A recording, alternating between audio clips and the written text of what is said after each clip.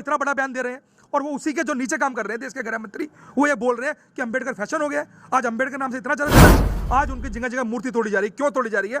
क्योंकि सिर्फ और सिर्फ बाबा साहब डॉक्टर अंबेडकर नाम से पूरा देश, जितने भी मनुवादी लोग हैं, सबके पेट में दर्द होता है कि आज बिना बाबा साहब के नाम के ना संसद चल पा रही है, ना देश का कानून चल पा रहा है, ना देश के दलित चल पा रहा है, ना देश का पूरा कोई भी ऐसा व्यक्ति नहीं है जो बाबा साहब के बिना चल पा रहा हो। तो इस कारण से वो लोग घबराए हुए हैं और आने वाले समय के अंदर दिल्ली के अंदर जो बयान दिया गया है अमित शाह ने, बिल्कुल ऑन रिकॉर्ड पार्लियामेंट के अंदर जो बयान दिया गया, आने वाले समय के अंदर मैं आपको बता दूं कि दिल्ली से हम लोग पूरी कोशिश, पूरा दलित वर्ग ये कोशिश करेगा कि आने वाले समय के अंदर दिल्ली के अंदर किसी कीमत पर बीजेपी सरकार ना बन जाए। देखिए, मैं इसको लेके पहले तो बोलना चाहूँगा, इस बयान की हम लोग कड़ी निंदा करते हैं कि ये बयान जो है बिल्कुल संविधान के खिलाफ है। बाबा साहब डॉक्टर अंबेडकर इस देश के अंदर संविधान निर्माता है, जिसके वजह सारे अधिकार मिले, और आज खुद अमित शाह संविधान के विरोध वहां पहुंचे हैं। और नरेंद्र मोदी जो उनके मुखिया हैं, वो बोलते हैं चाय बनाने वाला प्रधानमंत्री कभी नहीं बन सकता अगर भारत का संविधान बाबा साहब डॉक्टर अंबेडकर ना होते। वो इतना बड़ा बयान दे रहे हैं और वो उसी के जो नीचे काम कर रहे हैं देश के गृह मंत्री, वो ये बोल रहे हैं कि अंबेडकर फैशन हो गया है। आज अंबेडकर नाम से इतना ज़्यादा जलन, क्यों जलन? क्योंकि अंबेडकर जो है वो इस देश के नहीं पूरे वर्ल्ड लेवल फेमस हो चुके हैं। आज बाबा साहब की जितने जिंदा खतरनाक नहीं थे, उतना मरने के बाद खतरनाक हो गए हैं। आज उनकी जगह जगह मूर्ति तोड़ी जा रही है। क्यों तोड़ी जा रही है? क्योंकि सिर्फ और सिर्फ बाबा साहब डॉक्टर अंबेडकर नाम से पूरा देश, जितने भी मनुवादी लोग हैं, सबके पेट में दर्द होता है कि आज बिना बाबा साहब के नाम के ना संसद चल पा रही है, ना देश का कानून चल पा रहा है, ना देश के दलित चल पा रहा है, ना देश का पूरा कोई भी ऐसा व्यक्ति नहीं है जो बाबा साहब के बिना चल पा रहा हो। तो इस कारण से वो लोग घबराए हुए हैं और आने वाले समय के अंदर दिल्ली के अंदर जो बयान दिया गया है अमित शाह ने, बिल्कुल ऑन रिकॉर्ड पार्लियामेंट के अंदर जो बयान दिया गया, आने वाले समय के अंदर मैं आपको बता दूं कि दिल्ली से हम लोग पूरी कोशिश, पूरा दलित वर्ग ये कोशिश करेगा कि आने वाले समय के अंदर दिल्ली के अंदर किसी कीमत पर बीजेपी सरकार ना बन जाए। एक्चुअली क्या है ना, बाबा साहब डॉक्टर अंबेडकर मनुस्मृति के खिलाफ थे।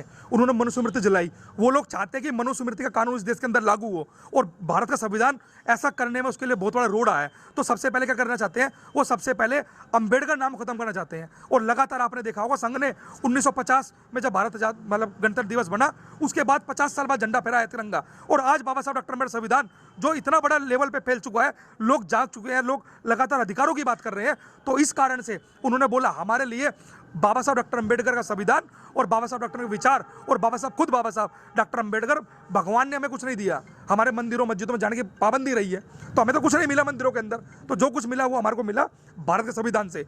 तो भारत के संविधान पर अगर कोई बात आएगी तो आज का दलित 2000 या 5000 साल पुराना दलित नहीं है। आज का दलित 2024 से दलित है। हम अपने अधिकार के लिए लड़ना मरना सब कुछ तरह की जानते हैं। सारे अधिकार संविधान ने दिए हैं। जिन्होंने संविधान को बनाया, जिन्होंने इस देश को चलना सिखाया, जिन्होंने इतने ज्ञान दिए, जीने का हक दिला दिया, गरीबों को रोजगार दिला दिया, दलितों को जीना, उनके हक के लिए लड़ाई लड़के गए हैं, वो जो दे के गए हैं। कहते हैं कि बनाने वाले को कभी कोई हटाने वाला पैदा नहीं हो आज तक। और बात रही संविधान बदलने की, संविधान बदलने की बात तो दूर की बात है। पहले अब जो सबका बनाया हुआ संविधान है, इसको बदलने की किसी के अंदर ना तो हिम्मत है ना रही है। अगर जो कोई इसकी तरफ हाथ बढ़ाएगा, कोशिश करेगा, तो सब उन हाथों का काट दिया जाएगा। ये बाबा साहब को दलित तक बांधना चाहते हैं, लेकिन बाबा साहब दलित की आइडेंटिटी नहीं है। बाबा साहब इस देश की आइडेंटिटी है, पूरे तमाम लोगों के लिए, महिला वर्ग के लिए, तमाम मजदूर वर्ग के लिए, चाहे वो किसी भी जाति के हो, किसी भी धर्म के हो, उन सब के लिए बाबा साहब ने काम किया, संविधान बनाया। लेकिन आज ये बाबा साहब को बांधना चाहते हैं और घृणित मानसिकता के लोग, जो मनुवादी लोग हैं, वो सत्ता पे काबिज हो गए हैं, जो लगातार